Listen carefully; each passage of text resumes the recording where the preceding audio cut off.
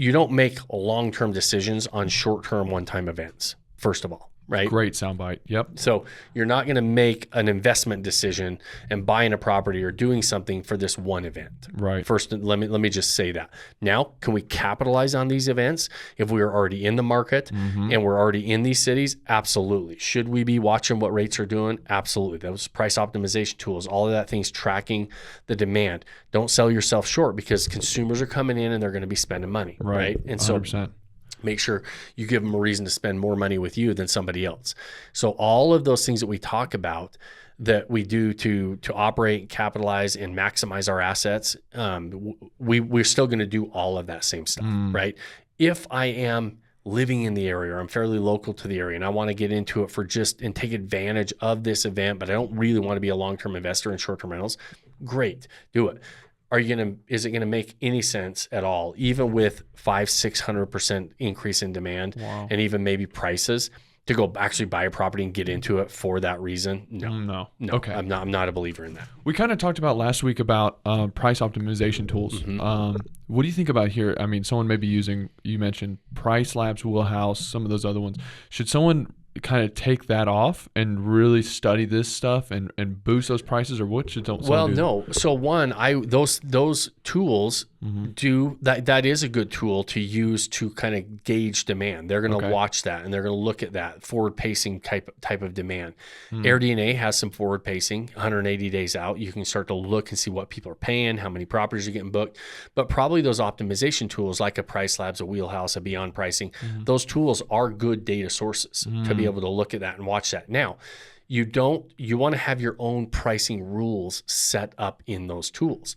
So you might have, hey, listen, I'm a premium property, so I want to be in the top 90th percent of prices in this market. Some of them allow you to set it that way. Some of them you have to adjust your base price so that your base price is X, and based on that demand that's coming in, they might give you a 3X on your base price because there's so much demand. They might give you a 1.5X on your base price. They might give you a 6X on your base price. Whatever that base price is, they will kind of do that based on the demand coming in and the supply available, right? So depending on the tool you're using, you have to navigate how you're going to set the rules inside of that tool so that you're going to capitalize and optimize your property based on how it's set up. If I've just got a regular property, I might just need to be taking advantage of the demand in regular property pricing. It's usually not necessarily a race to the bottom in these types of situations. And the way you track that too is when we went to when in Scottsdale 1 or 2 years ago, I can't remember when, the Super Bowl was hosted in Arizona, and it was the Super Bowl, and they had the Waste Management Open, which is that big golf tournament that comes in and everybody gets really ruckus on and they can yell at the golfers, and it's a big festival, right? Great. So it's like a Happy Gilmore type of a golf tournament. And so a lot of fun, brings in a lot of people. They were having those two big events were going on at the same time. Everybody thought, oh, we're going to crush it here. Well, that was in a market that historically has a lot of short-term rentals.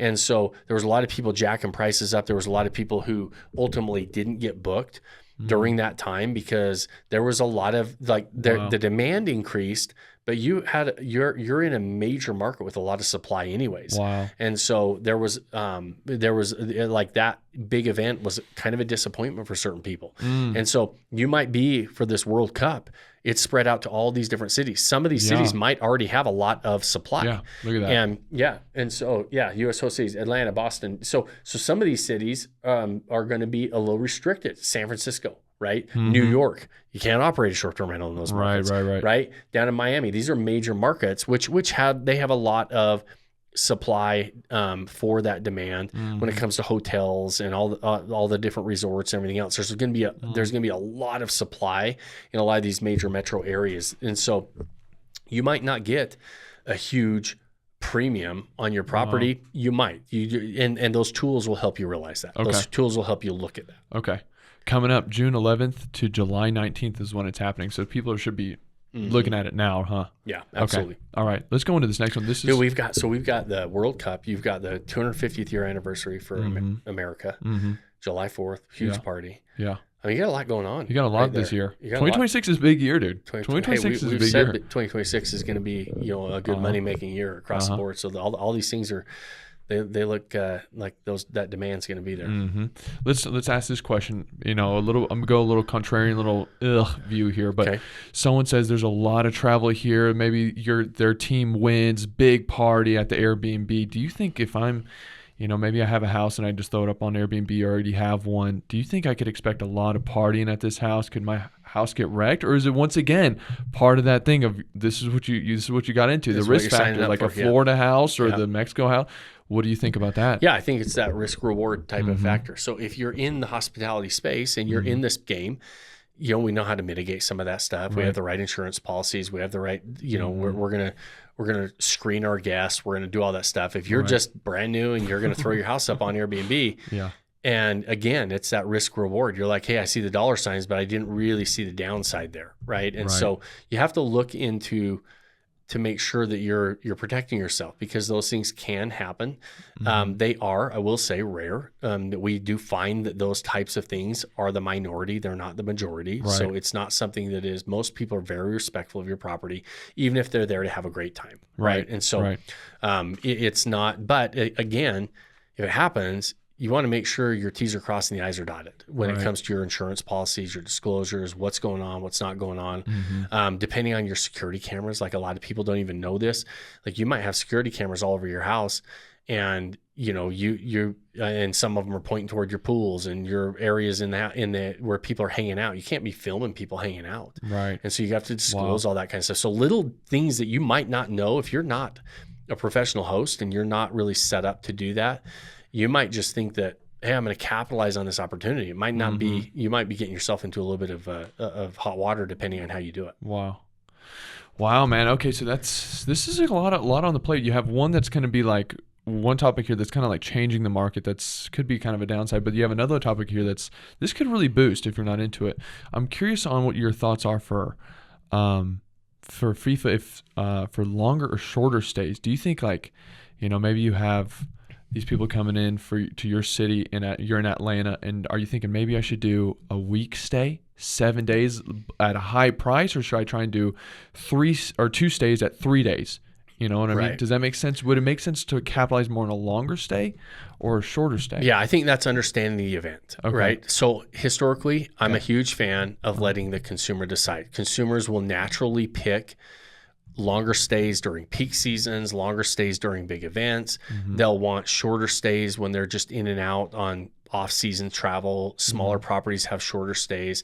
So it has to do with understanding the event, understand your traveler, the size of your property. If it's a smaller property, you might, you might just be turning people over every couple nights. You've got somebody coming in, but also understanding the event. Are people actually coming in to watch a team play once or twice? Like how often do those teams play? I don't really actually know that stuff. So I'd comment if I knew kind of how these events were laid out a little bit more, I'd have a little bit more comment on the strategy. Right. But we make our strategy on that based on what's going on, how long people are coming in. So there are a lot of people who suggest longer stays because they're saying, hey, listen, during your peak season, you should have 4-night minimums or 7-night minimums or whatever else. I actually have always been a bit contrarian to that. I have a 2-day minimum on all my properties, and it's really just to set it and forget it 2 days. And we average way more than 2 days. But during the off season, I have 2 days travelers all the time. In the peak season, I almost never have a 2-day traveler, right? Because the consumer's naturally going to pick what is kind of whatever that time of year, whatever your size of property, whatever the event they're coming in, whatever that natural like stay length is going to be, they're naturally going to pick that. So I don't need to necessarily always put, you have to come in for 5 days during the summer because people are coming in for 5 days anyways. Right. It's a summer vacation, right? So I don't need to dictate that. By having the flexibility, I also allow and give more confidence to the consumer. So it gives me a leg up in my marketing when somebody, if they wanted to come in for 4 days, we take them. And then somebody else is going to come and book that anyways because it's during the peak season, right? And that might be the case in something like this where you don't need those longer stays because you've got so many people coming in and out that you're just going to fill it up anyways. The larger properties are going to typically have longer stays because you're going to have bigger groups coming in. They'll stay for a little bit longer. You also, in something like this, soccer is a massive worldwide sport. It's big in the U.S., but when we just showed our biggest sporting event is the Super Bowl as far as viewership, and we have 120 million people watch it. Yet a big soccer match over in Europe gets 600 million people. I didn't even see what the viewership is on the World Cup finals, right? But you're talking about a massive amount of people coming in, and a lot of them are going to be international travelers. Look at this. Read that right there. Look at that. FIFA World Cup final vastly out, but yeah, viewership over 1.1 to 1.5 billion people tuning in for the 2022 final. Super Bowl draws between 120 and 150 million viewers. You're not even that's close. 2022, but still, that's it's insane. not even close, right? Yeah. So if that's the case, do you think international travelers are coming in for 2 days? Probably not, right? So you could have a 2-day minimum. They're still going to book a week because they're going to be here for longer than that. So I don't think you really need to necessarily require longer stays. Now, if I was going to be getting out of my property and it was a house I lived in, for example, right. Yeah, I'm going to have a 30-day stay. Like we're considering that. Like, for example, the property we live in, when the Olympics come, we have a big property. It's, if we end up getting out of it and we set it up, it's probably going to be a corporation or somebody that buys it and rents it for a property at the Olympics. It's right at the ski hill. They're probably like, I'm not getting out of there if they're not coming in for 30 days or more. I'm not going to come in and out and in and out and in and out. My other property that I use as a rental, I'll just have 2-night minimums. Right. We'll let you come in and out as long as often as you want. Okay. But if I'm going to get out of my own personal property, it's quite a chore. You're packing stuff up. It's got to have a certain price tag, and it's got to be for a longer stay. I just thought of this as you were talking. This is a random question. We always talk about target audience, really narrowing it down, right?